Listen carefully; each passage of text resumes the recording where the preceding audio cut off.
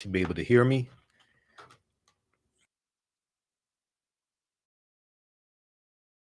How's everybody doing today? Hotep, hey, this is Michael Imhotep, founder of the African History Network, host of the African History Network show. I'm a talk show host, researcher, lecturer, writer, and historian. So it is Sunday, March 12th, 2023, and we are live. So I wanted to come on and deal with this topic that I've talked about before. And this deals with um, great African empires that Europeans tried to claim as their own. And sometimes Arabs try to claim them as their own as well. So share this broadcasting on social media platforms. Invite your friends to tune in. It's a great conversation. And also, we'll give you information about a 12-week online course that I teach called Ancient Kemet, the Moors, and the Ma'afa, Understanding the Transatlantic Slave Trade, what they didn't teach you in school. All right. So let's look at a few of these African empires. And I have a lot of information to share with you on this topic. And there was a video that I shared on our Facebook fan page, the African History Network. Shared it a few months ago, and it dealt with a European scientist who realized that the ancient Egyptians and ancient Nubians were Black Africans. Okay, well, I'll show you that clip also. All right, so we have the information and thread of our broadcast also to register for the 12-week online course that I teach. So the first African empire that we'll look at that Europeans tried to claim as their own is the empire of ancient Nubia, okay? And also you'll hear referred to as Ta Seti or Ta-Nehesi. When we look at, ancient Nubia existed from 4500 BC to 500 AD, 4500 BCE, before the Common Era, or BC, before Christ, to 500 AD, or Common Era. Now, ancient Nubia, or Ta Seti, also known as Kush, the region was known as Kush, was a region along the Nile River located in northern Sudan and southern Egypt. So today, the lower portion of the Sudan, the upper portion of the Sudan and the lower portion of Egypt historically was known as Nubia. All right. And we know that the geographical boundaries that exist today in the 54 African nations largely are the result of the Berlin Conference of 1884 and 1885 that was presided over by German Chancellor Otto von Bismarck.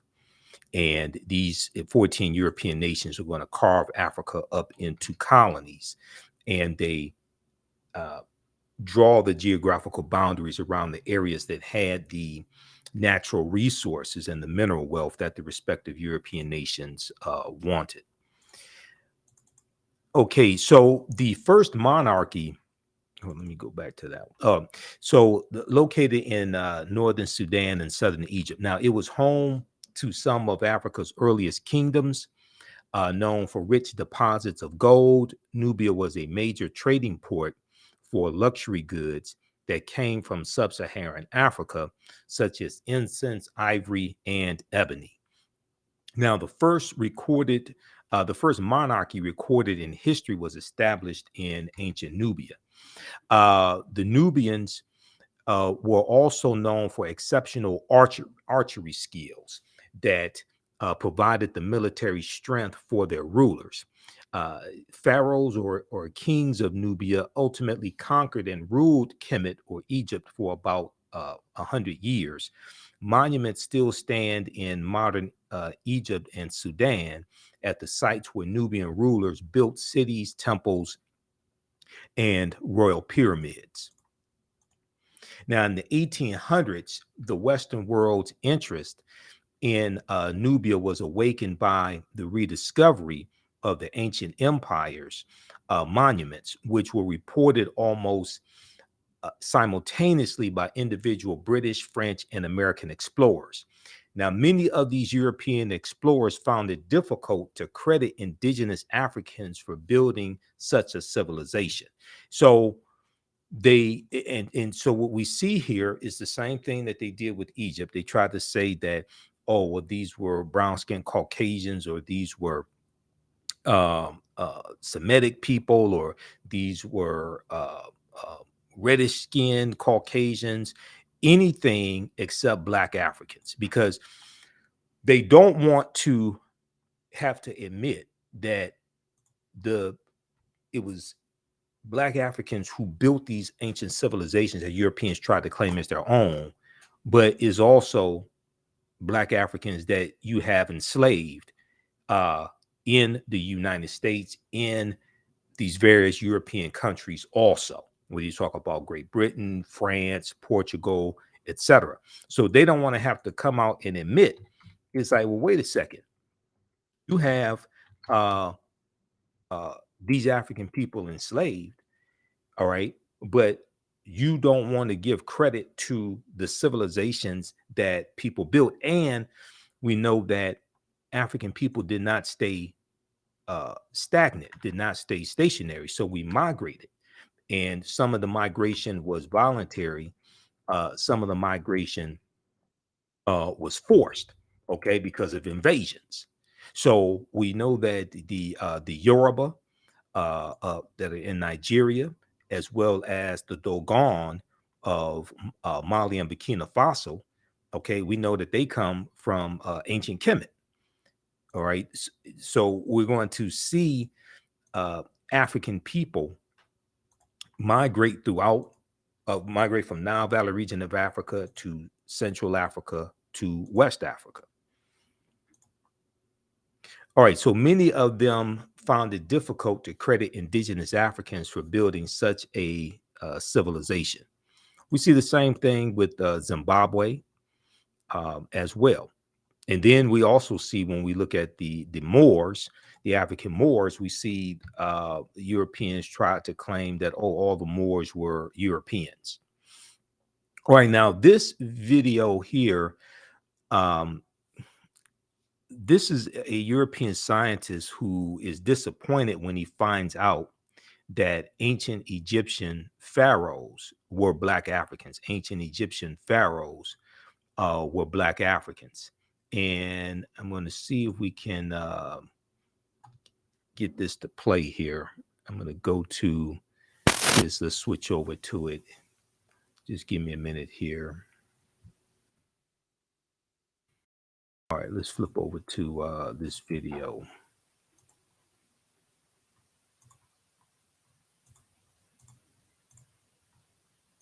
All right, let's. Nubian feature, which means that the ruling family was probably Nubian, and that was unexpected. Examining Shammai's anatomy closely, the thickness of his bones and the shape of his nasal cavity, the anthropologists think he was a Black African, likely from neighboring Nubia. A huge revelation that challenges the prevailing image of the Egyptian ruling class. We always thought the ancient Egyptian elite were Mediterranean type, and in this sense, Shammai is representing the society of the frontier, in which different ethnic groups were mixed. At the end, it doesn't matter the color of your skin. Shammai was Egyptian. Okay, so I want to start that from the beginning. So just a second here. Let me refresh that. So he said at the end, it doesn't matter the color of your skin. He was Egyptian, but he doesn't want to say who the ancient Egyptians were. Surprise for Alejandro. Shammai's ethnicity. Well, they have just told me that Shammai had Nubian features, which means that the ruling family was probably Nubian, and that was unexpected. Examining Shammai's anatomy closely, the thickness of his bones and the shape of his nasal cavity, The anthropologists think he was a black African, likely from neighboring Nubia. A huge revelation that challenges the prevailing image of the Egyptian ruling class. We always thought the ancient Egyptian elite were Mediterranean type, and in this sense, Shema is representing the society of the frontier, in which different ethnic groups were mixed. At the end, it doesn't matter the color of your skin. Shema was Egyptian. Okay, so why would you think that the ruling class in ancient Egypt, ancient Kemet, was Mediterranean? See, they and they said they were shocked. They were stunned. They were stunned that he's black African. Really? These are the type of games that they play. Okay, these are the type of games that they play, and then they're so shocked. Oh my God, these are Negroes. Oh my God, you mean like the Negroes that we enslaved and told the world were inferior, right? And never contributed anything to world civilization, never built societies, etc. We made it illegal for them to learn to read and write when they gave reading and writing and literature to world civilization. They created world civilization. Oh my God. We can't let the world know this. Okay. All right. Now, during the 1840s, German Egyptologist Carl Richard Lepsius, who lived from 1810 to 1884, asserted confidently that the Greek term Ethiopian, when referring to the ancient civilized people of Kush, did not apply to Negroes, but was used to describe reddish-skinned people closely related to the Egyptians who belonged to the Caucasian race. And when you read Nile Valley Contributions to Civilization by Tony Browder, which is one of the books that we use in the 12-week online course that I teach, Ancient Kemet, the Moors, and the Ma'afa, Understand the Transatlantic Slave Trade, what they didn't teach you in school. And our next class is Saturday, March 18th, okay, 2 p.m. Eastern Standard Time.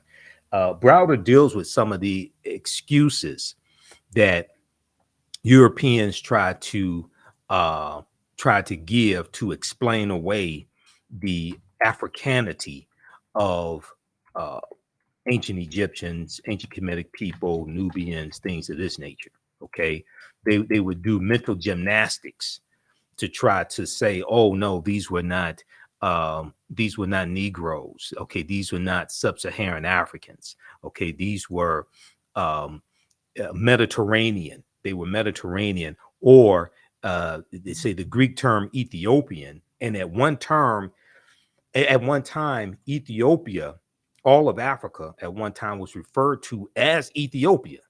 Okay, even when you study Greek mythology, and in high school I took a class on Greek mythology. Even when you study Greek mythology, they tell you that Zeus, who was the king of the gods in Greek mythology, they tell you Zeus came from Ethiopia.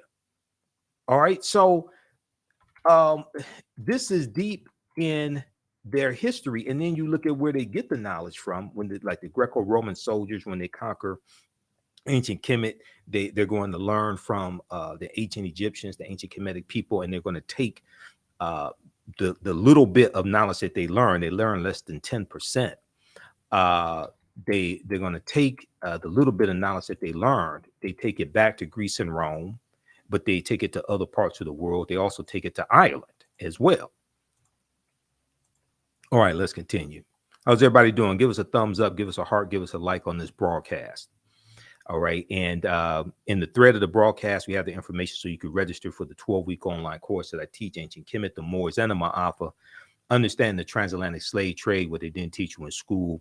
I teach that normally on Saturdays, 2 p.m. Eastern Standard Time. And then today, Sunday, March 12th at 4 p.m. Eastern Standard Time, we're doing a special session of my Sunday class, which is that class is Black resistance movements from the Haitian Revolution to the U.S. Civil War, Civil Rights Movement, the Black Power Movement. 1800 1968.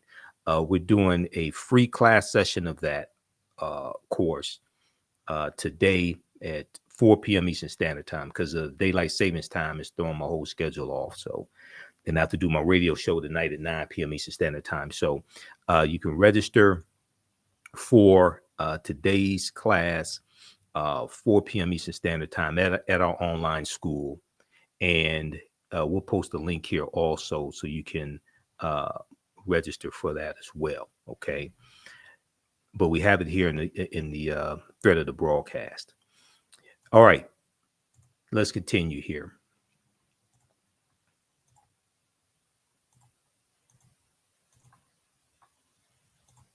Okay, so they said that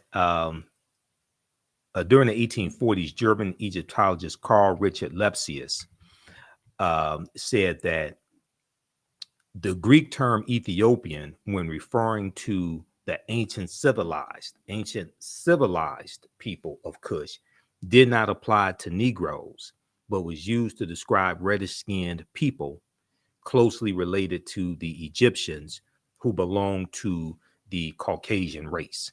Was he trying to imply that Negroes were not civilized? Is that what he was trying to imply? Now, Nubia was the first recorded monarchy. Now, ancient Kemet, or Egypt, is the first major civilization in Africa for which records are abundant. It was not, however, Africa's first kingdom. A March 1st, 1979 New York Times front page article written by journalist Boyce Rensberger, reported, quote, evidence of the oldest recognizable monarchy in human history, preceding the rise of the earliest Egyptian kings or pharaohs or Nasubites by several generations, has been discovered in artifacts from ancient Nubia.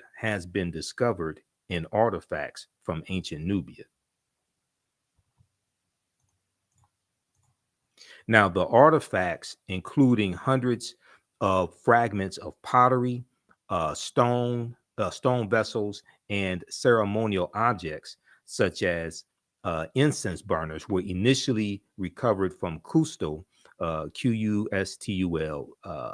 cemetery by Keith C. Seale, Seele, a professor at the University of Chicago. Okay, now what is a monarchy?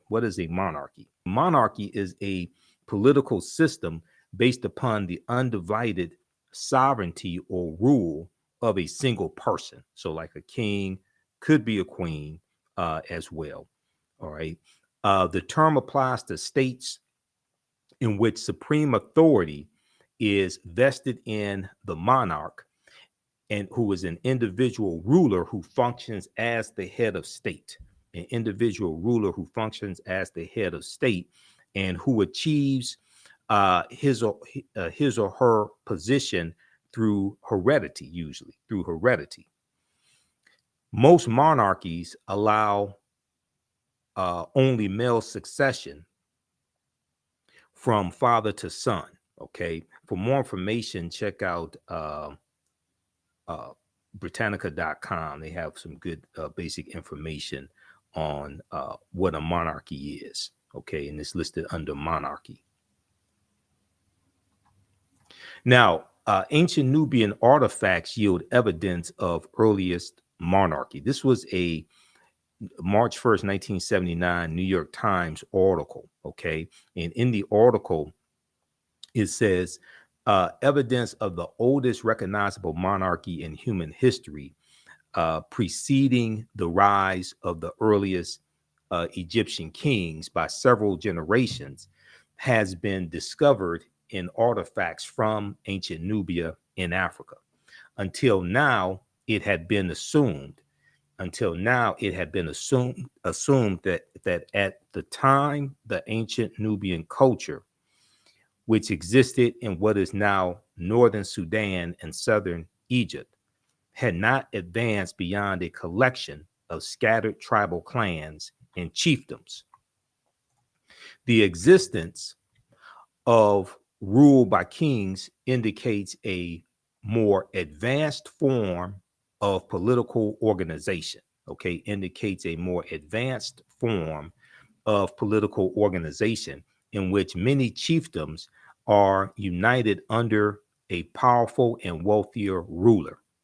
The discovery is expected to stimulate a new appraisal of the origins of civilization in Africa, raising the question of to what extent later Egyptian culture may have derived its advanced political structure from the Nubians. The various symbols of Nubian royalty that have been found are the same as those associated in latter times with Nasubites or pharaohs or Egyptian kings. So Nubia or Ta-Nehesi is the mother. Okay, Nubia or Ta-Nehesi is the mother, and the grandmother of ancient Kemet is Abyssinia or Ethiopia. All right, so all those civilizations are connected. You're dealing with Nile Valley region civilization. All right, give us a thumbs up, give us a heart, give us a like on this broadcast. Be sure to register for this 12-week online course that I teach, where we get deep into a lot of this information. It's called Ancient Kemet, the Moors, and the Ma'afa, Understanding the Transatlantic Slave Trade, what they didn't teach you in school. Our next class is, I do teach this class normally on Saturdays, 2 p.m. to 4 p.m. Eastern Standard Time. Our next class is Saturday, March 18th. 2 p.m. to 4 p.m. Eastern Standard Time. And we have the link for the class for you to register for the full 12-week online course. We have it here in the thread of the broadcast. I'll post it again as well. It's right on the homepage of our website, TheAfricanHistoryNetwork.com, TheAfricanHistoryNetwork.com. So we have information about our Sunday night radio show, 9 p.m. to 11 p.m. Eastern Standard Time. The African History Network show, PayPal, Cash App information. Then our 12-week online course. This class is on sale, $80, regularly $130. Next class is Saturday, March 18th. And you can register for it. We do the sessions live. All the sessions are archived and recorded, so you can go back and watch it anytime. Just click right here to register for full course. So if you missed our class on Saturday, May 11th, we had a great class Saturday, May 11th. As soon as you register, you can start watching that class, okay? And even a year from now, 2 years from now, you can go back and watch the entire course. So it doesn't, your access does not expire. On Sundays, normally 2 p.m. to 4 p.m. Eastern Standard Time, I teach Black resistance movements from the Haitian Revolution to the U.S. Civil War, U.S. Civil War, Civil Rights Movement, and Black Power Movement, 1800 to 1968. Okay, so our next class is going to be Sunday, March 12th. Special time, 4 p.m. to 6 p.m. Eastern Standard Time. We're starting later today because of daylight savings time. Okay, same structure for this class. You can register for that one as well. And today's class, we're going to give away a free class session. So we have the link here in the thread of the broadcast. You can register for the free class session, but you can also register for the full 12-week online course also. Okay, and we look at history chronologically from 1800 to 1968 to see what happened to us, what leads up to the Civil War taking place, what happens after slavery ends, what were the laws and policies put in place to put us where we are today, to understand where we need to go from here. So we deal with the U.S. Civil War, Reconstruction, 1865, 1877, Jim Crow era. We deal with the voter suppression tactics that were used in the South, Jim Crow era, World War I, World War II, Civil Rights Movement, Black Power Movement, and the Great Migration of 1915 to 1970. All right, so that is Black resistance movements. And when we look at this 1800 1968, that period of time, we highlight the Black resistance movements that were taking place during that period of time. And we know Black resistance movements is the 2023 annual theme for Black History Month. Okay, there's been an annual theme for Black History Month going back to 1928. Black resistance and Black resistance movements was the 2023 annual theme for Black History Month. Okay, so I'm going to post the we're going to post the link here so you register for today's free class session also. Let me put that here. And we'll do that at 4 p.m. Eastern Standard Time today.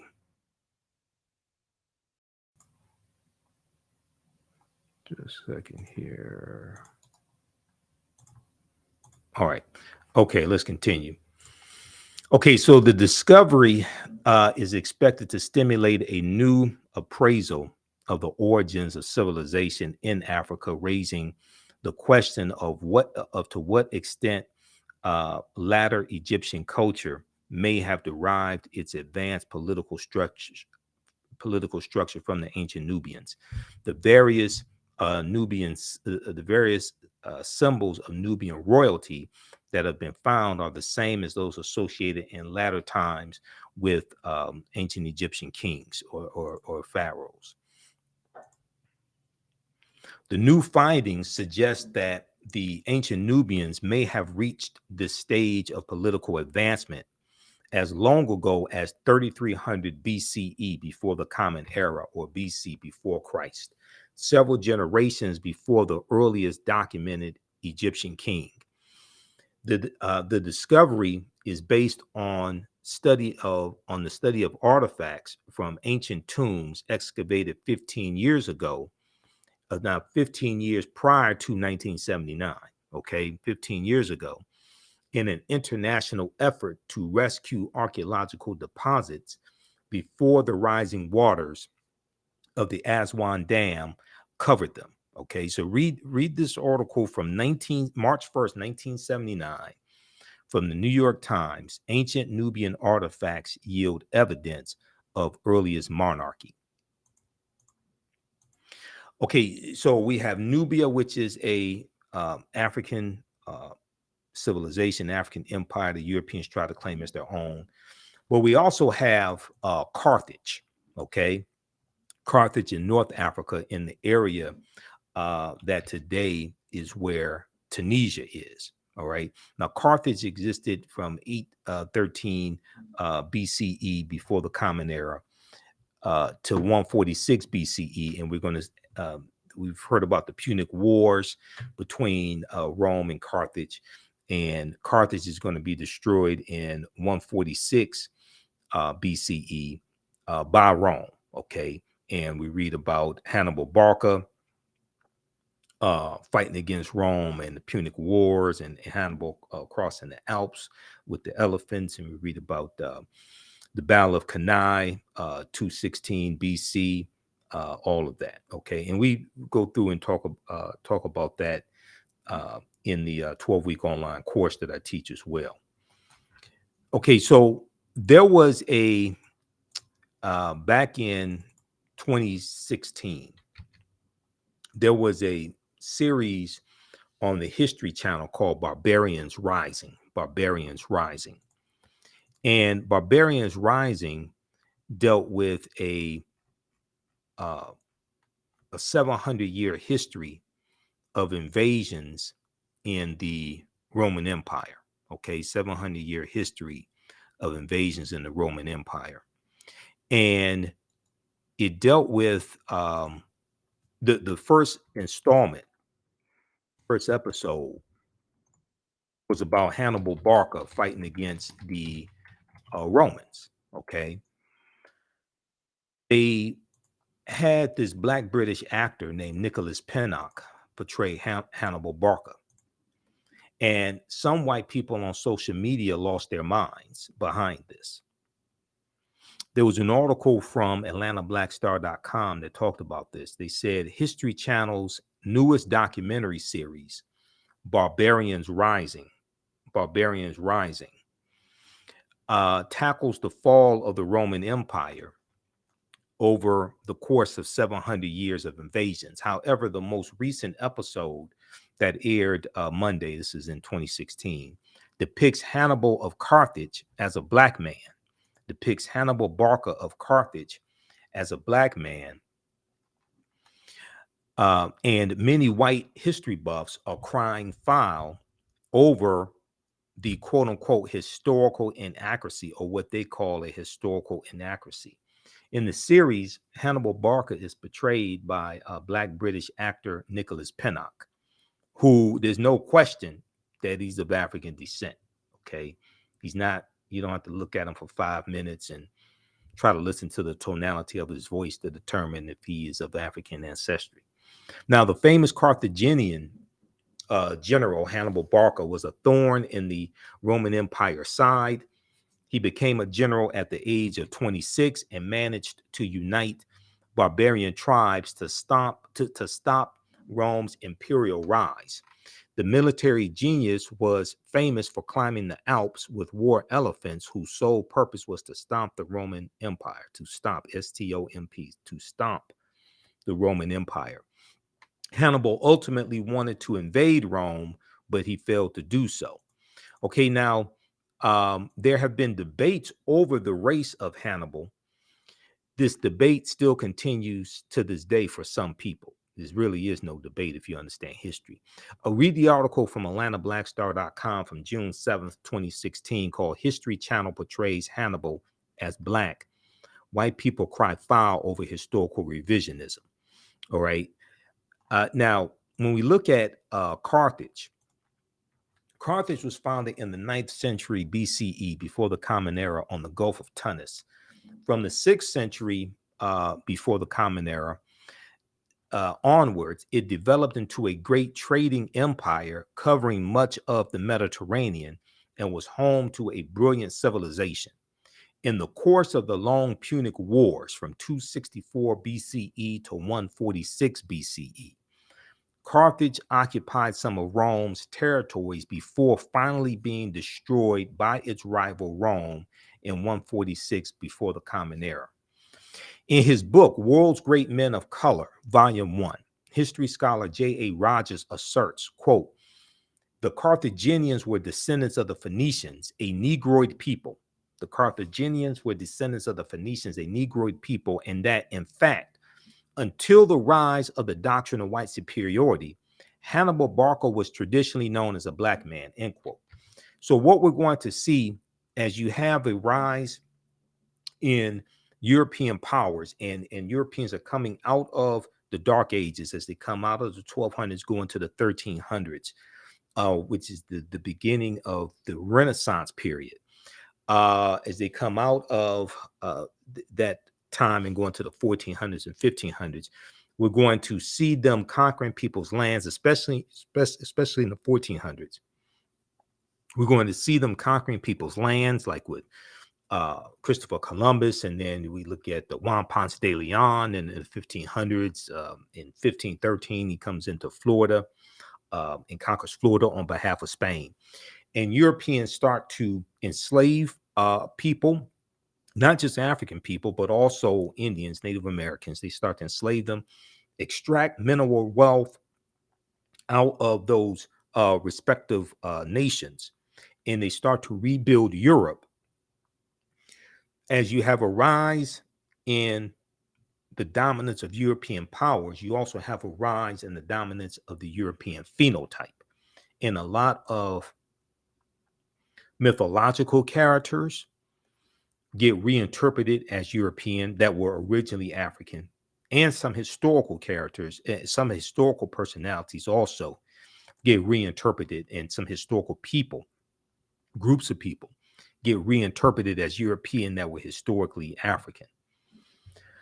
And we're going to see this depicted in paintings. We know that Europeans were worshiping the Black Madonna and Child for hundreds of years all throughout Europe, okay?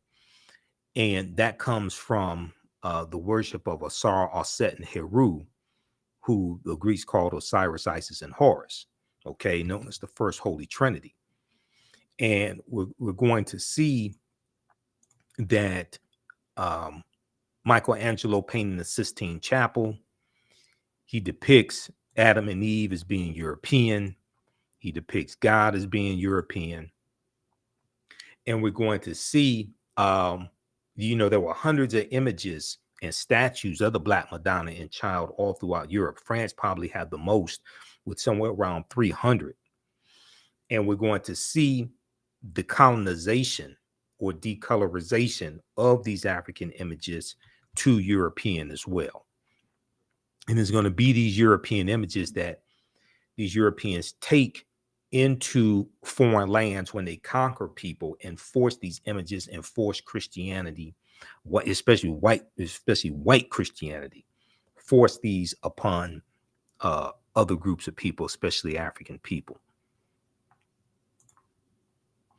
Okay, let's continue. Give us a thumbs up, give us a heart, give us a like on this broadcast. How you all like this type of information? Who still needs to register for the 12-week online course that I teach normally on Saturdays? Ancient Kemet, the Moors, and the Ma'afa. Kemet, one of the original names for Egypt. Ancient Kemet, the Moors, and the Ma'afa. Understand the transatlantic slave trade, what they didn't teach you in school. Also, be sure to register for today's free class session of Black resistance movements, from the Haitian Revolution to the U.S. Civil War, Civil Rights Movement, and Black Power movement. Okay, we're doing that class Sunday, March 12th, 4 p.m. Eastern Standard Time. Normally it's 2 p.m. Eastern Standard Time, but we're doing it at 4 p.m. Eastern Standard Time. And we have the link to register for the free class session today. We have that here in the thread of the broadcast. And we have the post on our Facebook fan page, The African History Network, The African History Network, and my YouTube channel, as well as my personal Facebook page, Michael Imhotep. Okay. And I'll post it here. I'm going to post it here again on the thread of the broadcast. All right, let's continue. So today, many encyclopedias classify the Carthaginians, who are descendants of the Phoenicians, and the Phoenicians were African people as well.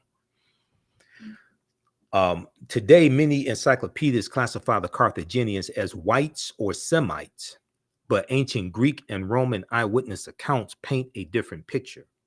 The indigenous peoples of Carthage were called the Afers, A-F-E-R-S. Ancient Roman poet Virgil, in his poem Mortum, M-O-R-T-U-M, speaks of a woman from the Afar, or Afro region, okay, the Afro region. He says of her, quote, "And all her figure proves her native land. Her hair was curly, thick her lips, and dark her color," end quote. Now, in Library of History book 20, XX, Roman numeral X, okay, represents 10. In Library of History book 20, Greek historian Diodorus mentions a Greek lieutenant named Agathocles, who defeated a people in the area of present-day Tunisia who were the same hue or color as Ethiopians. The eyewitness accounts are corroborated by physical anthropology. L. Berthelon and E. Chantre, initial L and initial E. E. Chantre, both well-noted French anthropologists, documented their examination of skeletons throughout North Africa in all periods. They note that the remains of both upper and lower class individuals of ancient North Africa were representative of the Negroid race, Now, another African empire that Europeans try to claim as their own is Great Zimbabwe. Okay, Great Zimbabwe, which existed from 1220 Common Era to 1450 Common Era, or AD. AD meaning Anno Domini, in the year of our Lord. And as I've said before, and we deal with this in the classes that I teach, there's a attempt to get away from the Christian dating system of BC and AD, BC meaning before Christ. There's an attempt to get away from that. And that was largely championed by the Venerable Bede, an English monk named Bede, Bede. Okay, around 8th century AD, Common Era. Okay, around 8th century Common Era. So there's an attempt to get away from that and use BCE, before the Common Era, and BC, which means Common Era. All right, let's continue here.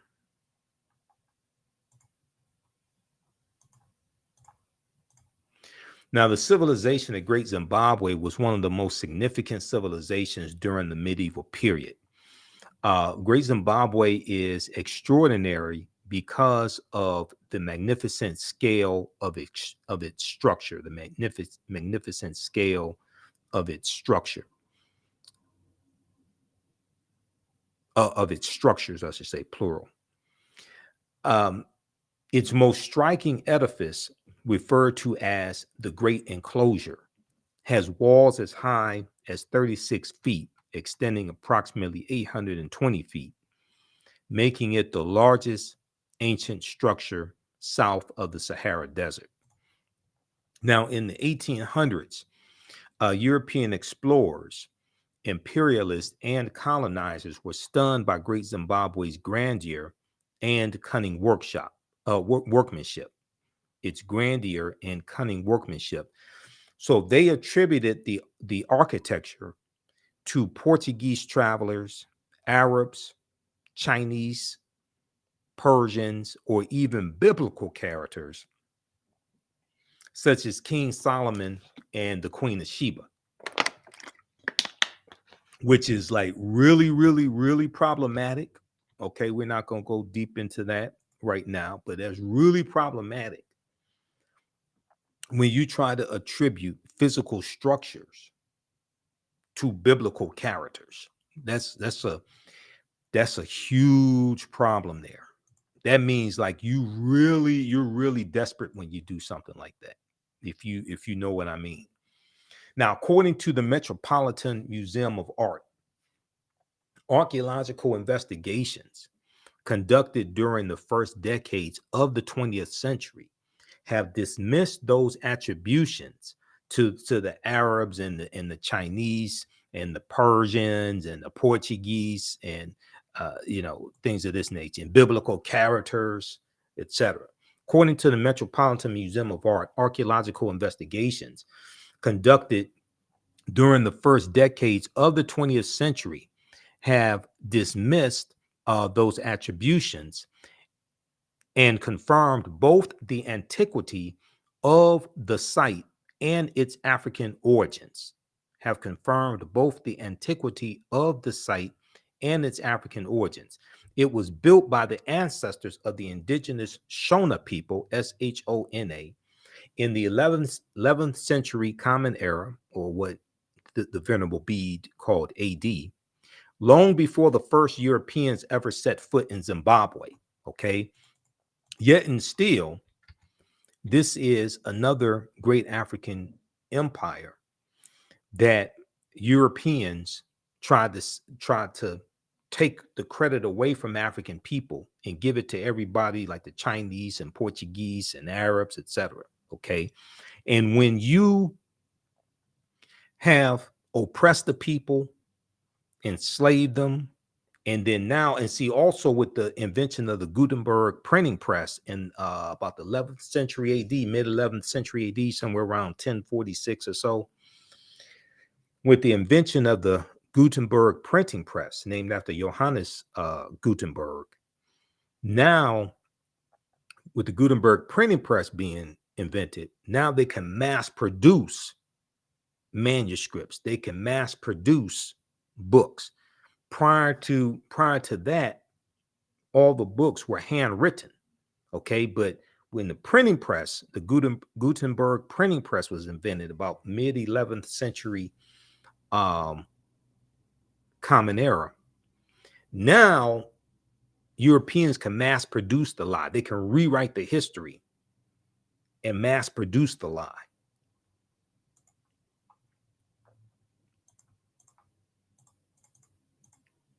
Okay, so another great African empire that Europeans try to claim, steal, and claim as their own, represent to the world as their own, was Numidia.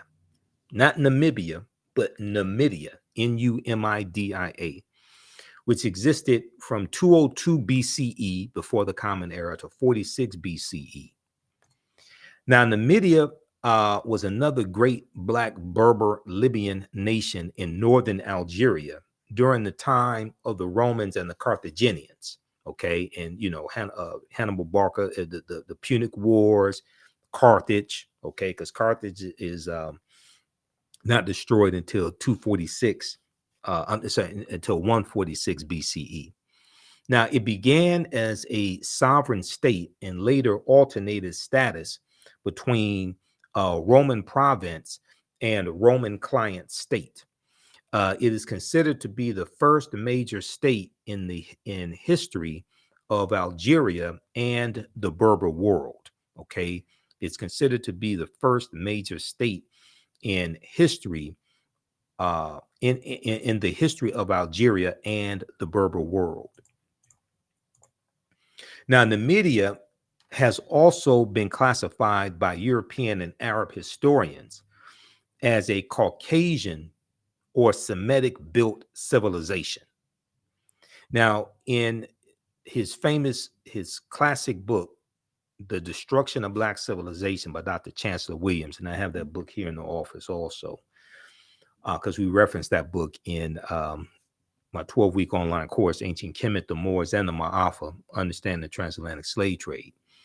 Dr. Chancellor Williams declared that Libya was once so nearly all Black that to be called a Libyan meant that one was Black. That to be called a Libyan meant that one was Black. The Greek historian Herodotus, writing about Libya in his book Histories, book 4, stated, "One thing that I can add about this country, so far as one knows, it is inhabited by 4 races, and 4 only, of which 2 are indigenous and 2 are not. 2 are indigenous and 2 are not. The indigenous peoples are the Libyans and Ethiopians, the former occupying the northerly," which means the Libyans occupying the northerly, and the latter the more southerly parts, the Ethiopians occupying the more southerly parts. The immigrants are the Phoenicians and the Greeks. The immigrants are the Phoenicians and the Greeks. Now, one of the most, end quote. Now, one of the most famous Berber Moors of the Roman times was Massinissa. Okay, Massinissa, Massinissa, who was the king of Numidia. You're looking at he lived 238 BC to 148 BCE, 238 BCE to 148 BCE.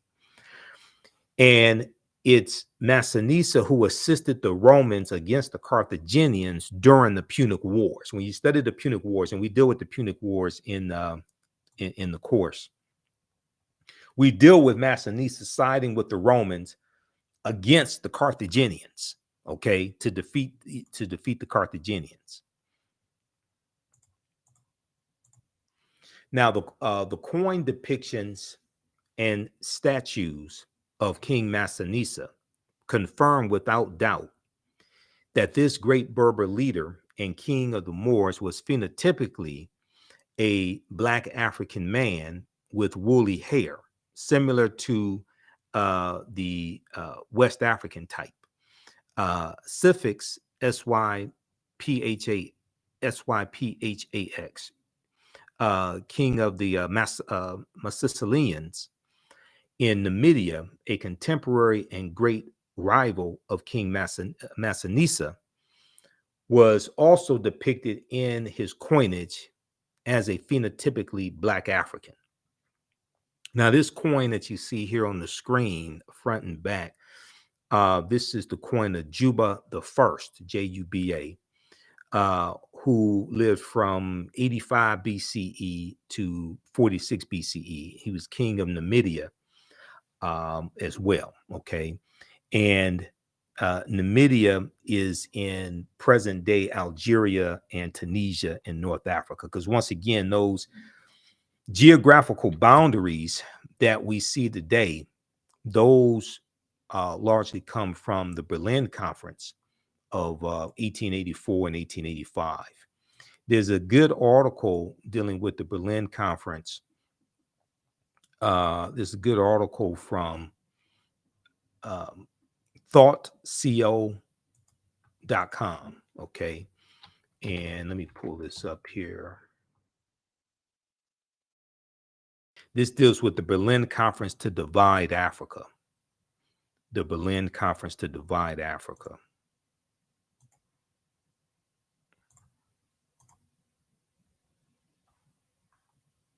Let's look at this.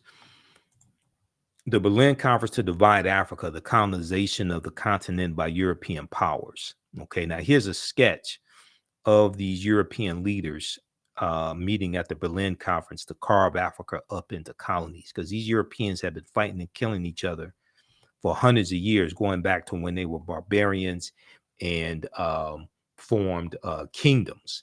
Okay, you know, the Anglos, the Saxons, the Jutes, the Lombards, the Picts, the Alans, the Franks, the Vandals, the Visigoths, etc.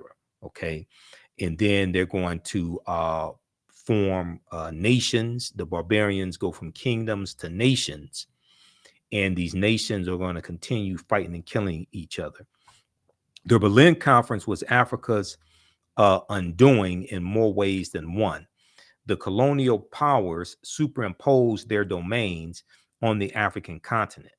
By the time independence returned to Africa in 1950, in the 1950s, beginning with Ghana, 1957, under Kwame Nkrumah, the realm had acquired a legacy of political fragmentation that could neither be eliminated nor made to operate satisfactorily. Now, let's see here. What was the purpose of the Berlin Conference? In 1884, at the request of Portugal, German Chancellor Otto von Bismarck called together the major Western powers of the world to negotiate questions and end confusion over the control of Africa. To negotiate questions and end confusion over the control of Africa. Now, there were no representatives on behalf of Africa there, just so people understand. Okay, I don't want anybody to be confused. Now, Otto von Bismarck, German Chancellor Otto von Bismarck, appreciated the opportunity to expand Germany's sphere of influence over Africa and hoped to force Germany's rivals to struggle with one another for territory. At the time of the Berlin Conference, 80% of Africa remained under traditional and local control. What ultimately resulted was a hodgepodge of geometric boundaries that divided Africa into 50 irregular countries. Now we know there are 54 countries now. Irregular countries. This new map of the continent was superimposed over 1,000 indigenous cultures and regions of Africa. The new countries lacked rhyme or reason and divided coherent groups of African people and merged together disparate groups who really did not get along. Okay, and it shows the map here of Africa, and it shows the different regions that these respective European nations got. Okay, read the rest of this article from TheAHNShow.com, the Berlin Conference to divide Africa. the Berlin Conference to divide Africa. All right, let's continue here. So the last African empire that we'll discuss that Europeans lied to the world and tried to claim as their own, tried to steal the credit from African people is Axum. So Axum existed from about 100 AD Common Era to 940 Common Era. So the kingdom of Axum was a powerful Ethiopian Eritrean empire located in northern Ethiopia and Eritrea. It developed its power by controlling the Red Sea trade routes. Axum was ruled by the Negus Negast, which means King of Kings. Under King Ezana, Ezana, Axum was the most powerful empire in Northeast Africa. And in 350 Common Era or AD, Axum sacked the Nubian kingdom of Meroe. In the latter part of the 4th century Common Era, Axum invaded the southern part of the Arabian Peninsula and occupied Yemen from 335 Common Era to 370. At its height, Axum included the surrounding Ethiopian highlands, Beja, Noba, Kasu, and Arabian kingdoms, Himyar and Sabar. The kingdom of Axum was prosperous from 100 Common Era to 700. It was contemporary with the Roman Empire, and according to the Persian religious leader Mani, M-A-N-I, the Axumite civilization was third among the 4 greatest of the time, on par with Rome, Persia, and China. A theory about the origins of Axum was that it was founded by Semitic-speaking Sabians, S-A-B-A-E-A-N-S, who crossed the Red Sea from South Arabia, which is modern-day Yemen. However, scholars now agree that the Sabian influence was negligible, and the kingdom was founded by indigenous Africans. Okay. All right. So this deals with some African empires that Europeans lied to the world and tried to say were Europeans, and in some cases try to say they were Arabs, but these were created by Black Africans, these civilizations. All right.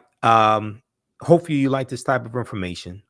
And there was a article from AtlantaBlackStar.com also called Ancient African Empires Besides Egypt that Europeans and Arabs tried to claim as their own, that you can check out for more information as well. Okay. And this is just a sample of the type of information that we deal with in the 12-week online course that I teach, Ancient Kemet, the Moors, and the Ma'afa, understanding the transatlantic slave trade, what they didn't teach you in school. Okay, so we deal with thousands of years of history and what leads up to the transatlantic slave trade taking place. Okay, and when we deal with the transatlantic slave trade, we can't start studying our history in slavery. We have to deal with thousands of years of history that leads up to the transatlantic slave trade taking place. We can't start in 1619 with the Portuguese. We can't start in the 1440s. And we have to deal with thousands of years of history chronologically that lead up to the transatlantic slave trade taking place. But also we have to understand the 800-year occupation of Europe by the Africans known as the Moors, who go into the Iberian Peninsula, today known as Spain and Portugal, in 711 AD and conquer. And we deal with General Tariq ibn Ziyad and what the Moors introduced into Europe and how this leads to Europe coming out of the Dark Ages. Okay, so visit our website, TheAfricanHistoryNetwork.com, TheAfricanHistoryNetwork.com to register for this 12-week online course. We have the information at our website as well. And the Sunday class that I teach Black resistance movements from the Haitian Revolution to the Civil War, Civil Rights Movement, and Black Power Movement. We're doing a free class session of that today, Sunday, March 12th, 4 p.m. Eastern Standard Time. So we have the link here in the thread of the broadcast, so you can register for that. We'll post it again here, and it's on our website, TheAHNShow.com. You can register for the full 12-week online course also. The class is on sale, $80. Regularly, it's regularly $130. The content is PG-13, so you can share this content with your children. These children can take the class also. But we do the sessions live. All the sessions are archived and recorded. You can go back and watch it anytime, okay? So that's a 12-week online course, Black Resistance Movements from the Haitian Revolution, the U.S. Civil War, Civil Rights Movement, and Black Power Movement, 1800 to 1968. Normally, we do that on Sundays, 2 p.m. to 4 p.m. Eastern Standard Time, but because of daylight savings time and everybody's schedule being thrown off, as well as my schedule, we're going to do that class at 4 p.m. Eastern Standard Time today. And this is the first class that I teach.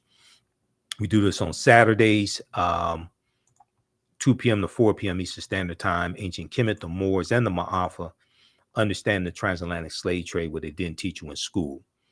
So the next class, next live class session for that, and these are taught at our online school. This is not on Facebook or YouTube. Is Saturday, March 18th, 2 p.m. to 4 p.m. Eastern Standard Time. Click right here to register for the full course.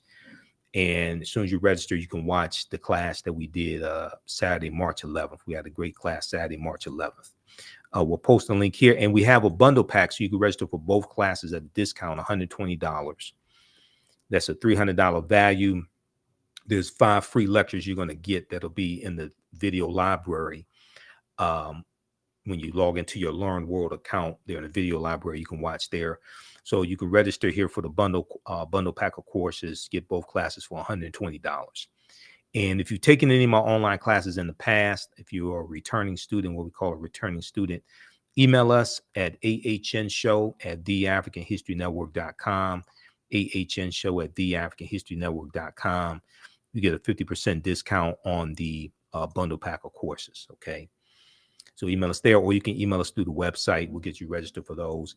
Also, you can support the African History Network, $ the AHN Show through Cash App, $ the AHN Show through Cash App, and through PayPal, paypal.me/the AHN Show. This helps us keep doing the research, stay on the air, pay some of the bills, keep broadcasting, keep doing our radio, our Sunday night radio show, the African History Network Show.